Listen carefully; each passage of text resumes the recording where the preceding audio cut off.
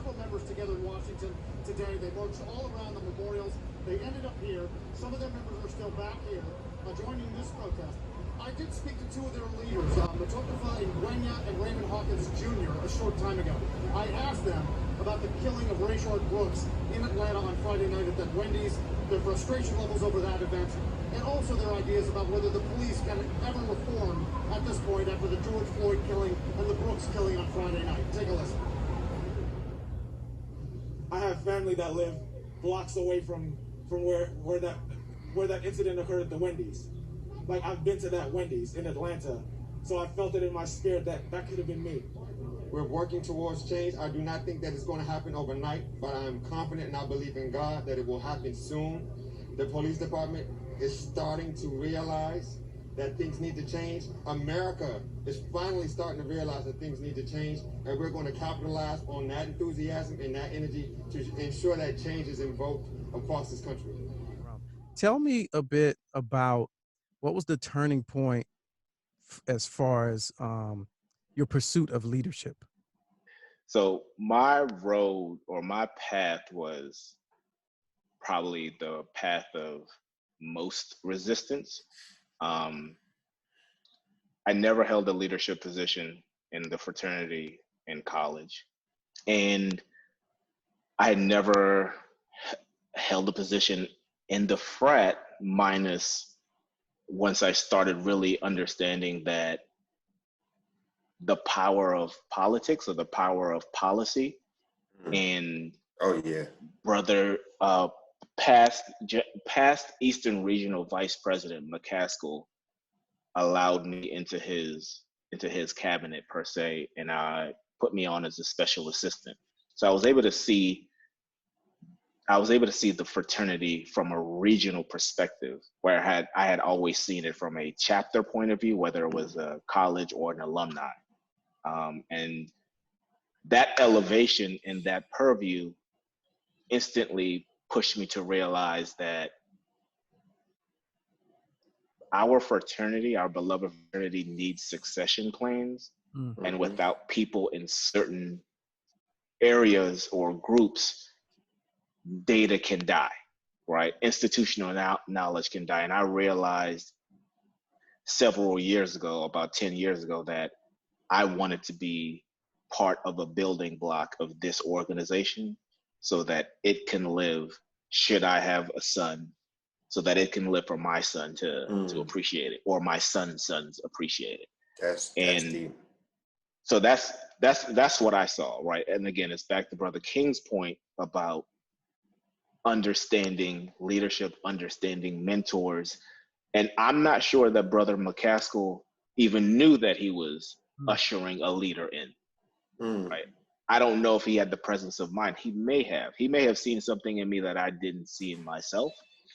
And that pushed me to want more.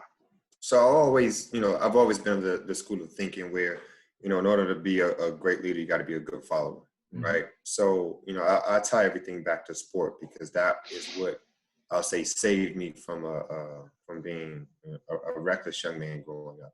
It got me away from a very reckless lifestyle. And I started off as just a member of a track team. I never forget my freshman year of high school. I'm just running through the hallway because I was late to class. The track coach saw me, like, I need to see you after school. I want you to meet me at the track and do that again. And I did it. He's like, you need to be on this track team. And, it kind of sparked my interest, because I'd never seen anyone take an interest in my athleticism that fast. Like, he saw something right away. And so, of course, we had a lot of great athletes. Back then, Eleanor Roosevelt was like a track mecca in Prince George's County. I'm watching a lot of phenoms move up and go into Division I schools, for scholarships, and they're, team captains and their leaders and so forth. And then I ascended to the role of team captain when I'm a senior in high school. So I started leadership, I'd say, fairly young in that regard. And so when I got into college, same thing, I kind of still had that leadership mentality, even as a freshman on the track team. These things kind of built up in me, what a leader should be, right? He should be strong, he should be present, he should be able to lead from the front as well as from the back, right? He should be attentive, He should be forward thinking and all these different things. And I applied that to sport, and everything that I did, from workouts to training to motivating, the team to perform well, to celebrating championships. And when I got into Alpha, I became a follower. So now I'm watching, the chapter president at the time, and how he's, motivating the campus and moving around, and how people are literally moving out of the way for him to walk past and to speak in different things. And, I took a liking to it. Yeah. And I became a student of what that looked like. And as I evolved in Alpha, I started to take, on the role of chapter president in college and so forth. And then, after college, I go back to being a follower again. Yes. Right now, I'm watching the district director. At that time, it was David Raphael. And the regional vice president was Dennis Kemp. And they're both in my alumni chapter. Right. So I'm watching these brothers and how they're moving and how they're shaking, the words that they choose to use and how they navigate the room and navigate through situations. And I'm just taking those and I'm observing. Now, once these brothers move on out of their roles and new brothers start to usher into those positions, I'm watching what they do. And now I want to help out, because I'm all about, motivating people and moving forward, moving the entire agenda forward. And over time, as I'm observing these different things, some things aren't going as well as they used to or what have you. And I would just provide recommendations. Well, have you ever thought about doing this? Or just asking the brothers about that, or just, seeing what other people think, or, doing those different things. And, one brother gave me a shot. He says, you know what, I'm gonna put you in charge of this and let me see how you do. And our first task was, it was a regional convention was held in Baltimore. Dennis Kemp was the regional vice president. And he put me as a college brother as in charge of the social committee, right, along with another brother in the region. And I was responsible for the college brothers' social hour, if you will, their party or whatever, after the step show. And it was just like full faith and confidence in whatever I could do. And he, supported it. He took a chance on you. He took a chance on me, absolutely. And so, in my opinion, that event went extremely well.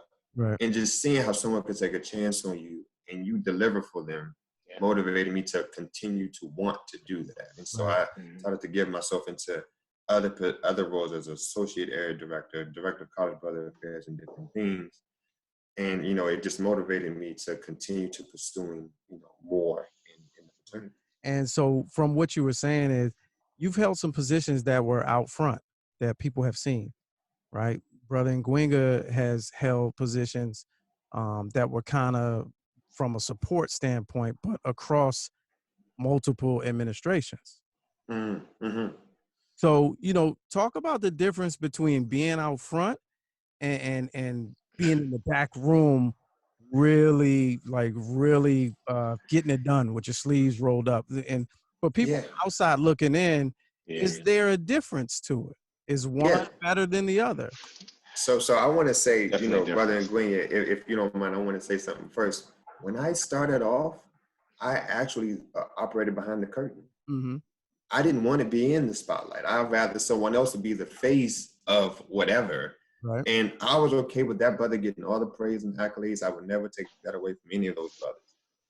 But I would be behind the curtain, holding the strings, if you will. So it wasn't until the role of alumni vice president that I truly stepped out from behind the curtain and was more visible and present in my role and responsibilities, and made everything very transparent.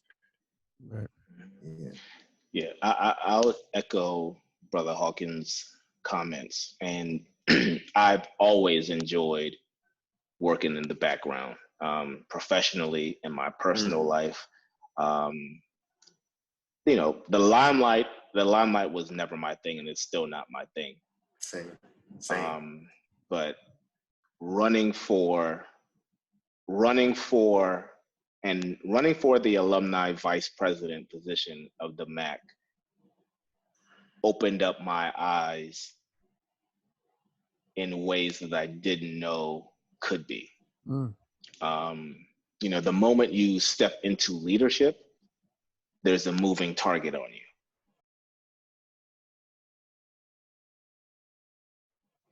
And it may be somebody wants to target you to give you a hug or a word of advice, or they may be trying to clip you off before you can even ascend. Mm. And if we're speaking frankly, this is MAAC offline.